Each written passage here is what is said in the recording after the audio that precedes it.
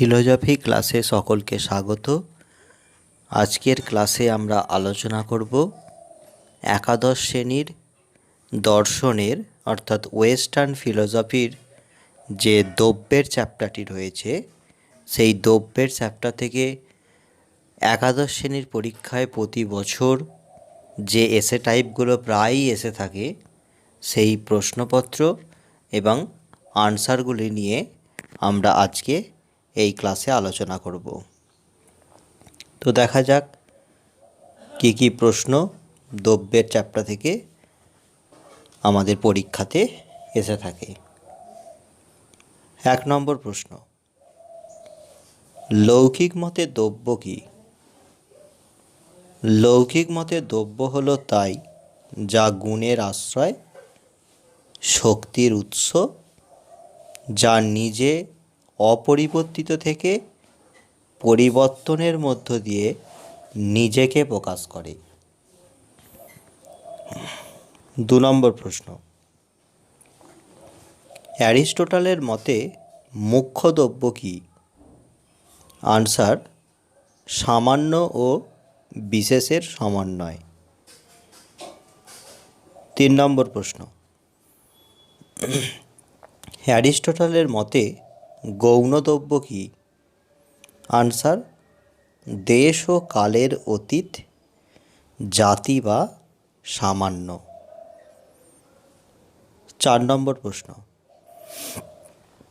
অ্যারিস্টটলের মতে দ্রব্য কয় প্রকার ও কী কী? আনসার, অ্যারিস্টটলের মতে দ্রব্য 3 প্রকার: ইন্দ্রিয়গ্রাহ্য ও অনিত্য, যেমন উদ্ভিদ ও ইতর প্রাণী। 2, ইন্দ্রিয়গ্রাহ্য ও নিত্য দ্রব্য, যেমন গ্রহ, নক্ষত্র। 3, অতীন্দ্রিয় ও নিত্য দ্রব্য, যেমন আত্মা, ঈশ্বর। 5 নম্বর প্রশ্ন, প্লেটোর মতে জগৎ কয়টি ও কী কী? প্লেটোর মতে জগৎ 2 প্রকার, যথা 1, ইন্দ্রিয়গ্রাহ্য জগৎ, 2, ইন্দ্রিয় অতীন্দ্রিয় জগৎ। 6 নম্বর প্রশ্ন, ডেকার্তের মতে দ্রব্য কি? আনসার, ডেকার্তের মতে দ্রব্য হলো তাই যা তার অস্তিত্বের জন্য অন্য কিছুর উপর নির্ভর করে না। 7 নম্বর প্রশ্ন, ডেকার্তের মতে দ্রব্য কয় প্রকার ও কী কী? আনসার, ডেকার্তের মতে দ্রব্য 3 প্রকার: ঈশ্বর, জড়দ্রব্য ও আত্মা। 8 নম্বর প্রশ্ন, ডেকার্তকে দ্বৈতবাদী দার্শনিক বলা হয় কেন? আনসার, ডেকার্ত তার দর্শনে জড়দ্রব্য ও চেতনদ্রব্যকে 2টি স্বতন্ত্র ও পরস্পর বিরোধী দ্রব্যরূপে গণ্য করায় ডেকার্তকে দ্বৈতবাদী বা ডেকার্তের দর্শনকে দ্বৈতবাদ বলা হয়।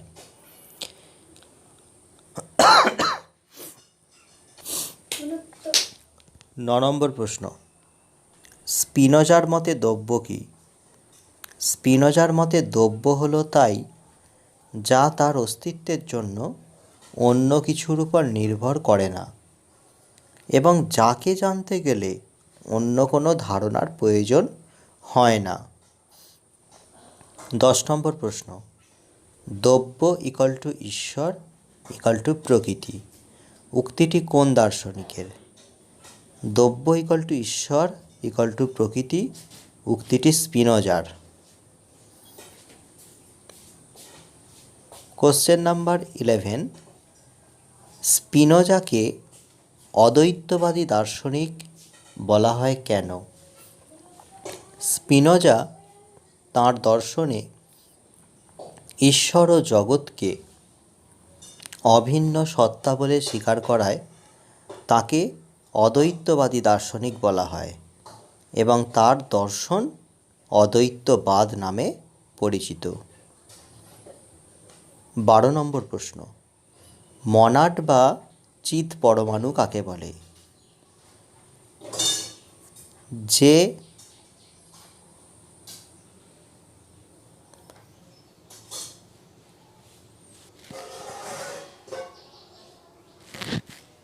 যে চিদাংশ দ্রব্য থেকে জগতের চেতন অচেতন যাবতীয় বস্তুর উদ্ভব হয়েছে, লাইবনিজ তাদের মনাড বা চিৎ পরমাণু বলেছেন। কোশ্চেন নাম্বার 13, লাইবনিজের মতে দ্রব্য কয়টি? আনসার অসংখ্য। 14 নম্বর প্রশ্ন, লাইবনিজকে বহুত্ববাদী দার্শনিক বলা হয় কেন? আনসার, লাইবনিজ তার দর্শনে জগতের উৎস হিসাবে অসংখ্য চিৎ পরমাণু স্বীকার করায় তাকে বহুত্ববাদী দার্শনিক বলা হয় এবং তার দর্শন বহুত্ববাদ নামে পরিচিত। 15 নম্বর প্রশ্ন, লাইবনিজের মতে শ্রেষ্ঠ চিৎ পরমাণু কি? লাইবনিজের মতে শ্রেষ্ঠ চিৎ পরমাণু হল ঈশ্বর। 16 নম্বর প্রশ্ন, লাইবনিজকে বহুত্ববাদী দার্শনিক বলা হয় কেন? লাইবনিজ তার দর্শনে জগতের উৎস হিসাবে অসংখ্য চিৎ পরমাণু স্বীকার করায় তাকে বহুত্ববাদী দার্শনিক বলা হয়। 17 নম্বর প্রশ্ন, লকের মতে দ্রব্য কি? লকের মতে দ্রব্য হল গুণের অজ্ঞাত আশ্রয়। 18 নম্বর প্রশ্ন, দ্রব্য হল তাই যাকে আমি জানি না, উক্তিটি কার? এর আনসার হল জন লক। 19 নম্বর প্রশ্ন, লকের মতে দ্রব্য কয় প্রকার ও কী কী? লকের মতে দ্রব্য 3 প্রকার, যথা 1 জড়দ্রব্য, 2 চেতন দ্রব্য ও 3 ঈশ্বর। 20 নম্বর প্রশ্ন, অস্তিত্ব প্রত্যক্ষ নির্ভর, উক্তিটি কার? আনসার হল বার্কলে। 21 নম্বর প্রশ্ন, হিউমের মতে দ্রব্য কি? হিউমের মতে দ্রব্য কতকগুলি গুণের সমষ্টি। গুণের আধার হিসাবে দ্রব্যের ধারণা কাল্পনিক। হিউম জড়দ্রব্য, আত্মা ও ঈশ্বরের অস্তিত্ব অস্বীকার করেছেন। 22 নম্বর প্রশ্ন,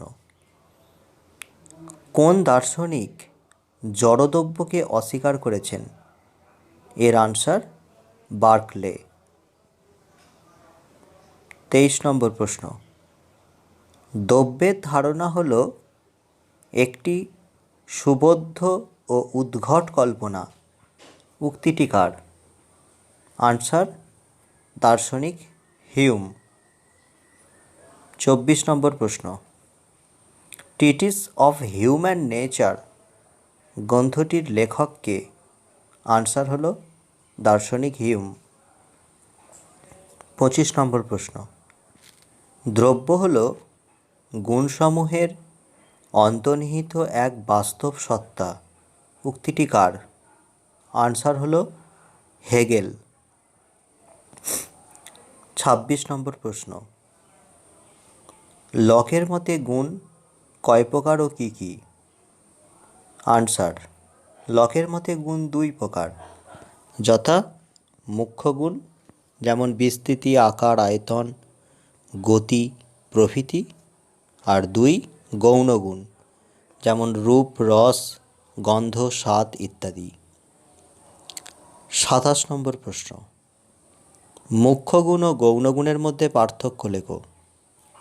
1 মুখ্য গুণগুলি ইন্দ্রিয়ের সাহায্য ছাড়াই জানতে পারা যায়, আর গৌণ গুণগুলিকে জানতে গেলে ইন্দ্রিয়ের সাহায্য নিতে হয়। 2, মুখ্য গুণগুলি বস্তুগত আর গৌণ গুণগুলি হল ব্যক্তিগত। 28 নম্বর প্রশ্ন, প্রিন্সিপাল অফ ফিলোজফি গ্রন্থটি কার লেখা? Answer, Descartes. 29 নম্বর প্রশ্ন, ঈশ্বরই একমাত্র দ্রব্য উক্তিটি কার? Answer, Spinoza. 30 নম্বর প্রশ্ন, আত্মার অস্তিত্ব অস্বীকার করেছেন কোন দার্শনিক? আনসার হলো ডেকার্ত। 31 নম্বর প্রশ্ন, জড়দ্রব্যের অস্তিত্ব অস্বীকার করেছেন কে? আনসার হলো বার্কলে। 32 নম্বর প্রশ্ন, ঈশ্বর বা পরম দ্রব্যের ধারণা হলো স্বজ্ঞাত ধারণা, সহজাত ধারণা, এই উক্তিটি কারা বিশ্বাস করেন? এর আনসার হলো ডেকার্ত ও স্পিনোজা। 33 নম্বর প্রশ্ন, হিউম কোন জগৎকে দ্রব্য হিসাবে নির্বাচন করেছেন? আনসার, বাহ্য জগৎ ও মনোজগৎ। 34 নম্বর প্রশ্ন, সকলই ঈশ্বর এবং ঈশ্বরই সকল উক্তিটি কার? উক্তিটি হল স্পিনোজা। 35 নম্বর প্রশ্ন, জড় ও মন দুটি স্বতন্ত্র দ্রব্য বলে কে স্বীকার করেছেন? এর আনসার হলো ডেকার্ত। কোন দার্শনিক দ্রব্যকে শক্তির উৎস হিসাবে নির্বাচন করেছেন? এর আনসার হলো অ্যারিস্টটল। 37 নম্বর প্রশ্ন, সাবস্ট্যান্স শব্দটির ব্যুৎপত্তিগত অর্থ কী? আনসার, সাবস্ট্যান্স একটি ল্যাটিন শব্দ। সাব এর মানে নিচে, স্ট্যান্স এর অর্থ হচ্ছে অবস্থান, অবস্থান করা। সুতরাং সাবস্ট্যান্স শব্দটির ব্যুৎপত্তিগত অর্থ হলো যা কোনো কিছুর নিচে বা অন্তরে থাকে তাই হলো দ্রব্য। 38 নম্বর প্রশ্ন, দ্রব্য হলো স্বয়ংক্রিয় এবং নিরংশ কে বলেছেন? স্পিনোজা। 39 নম্বর প্রশ্ন, কাকে সর্বেশ্বরবাদী দার্শনিক বলা হয়? Answer, Spinoza. 40 নম্বর প্রশ্ন, গবাক্ষহীন মনারের কথা কে বলেছেন? Answer, Spinoza. তাহলে আজকের ক্লাসে আমরা একাদশ শ্রেণীর দ্রব্যের চ্যাপ্টার থেকে আমরা কিছু গুরুত্বপূর্ণ এসে টাইপ প্রশ্নপত্র এবং সেই প্রশ্নপত্রের আনসার কেমনভাবে লিখতে হবে সেই সম্পর্কে আলোচনা করলাম। তো ডেসক্রিপশানে তোমাদের অধ্যায়ভিত্তিক কিছু নোটস, ক্লাস নোটস বা সাজেশান তোমাদের ডেসক্রিপশানে দেয়া থাকবে। এরকম এসে টাইপ বা এমসিকিউ বা কিছু তোমাদের 8 নম্বরের আনসারও ডেসক্রিপশানের লিঙ্কে দেয়া থাকবে। সেখান থেকে তোমরা খাতায় লিখে এই নোটগুলো তৈরি করতে পারো।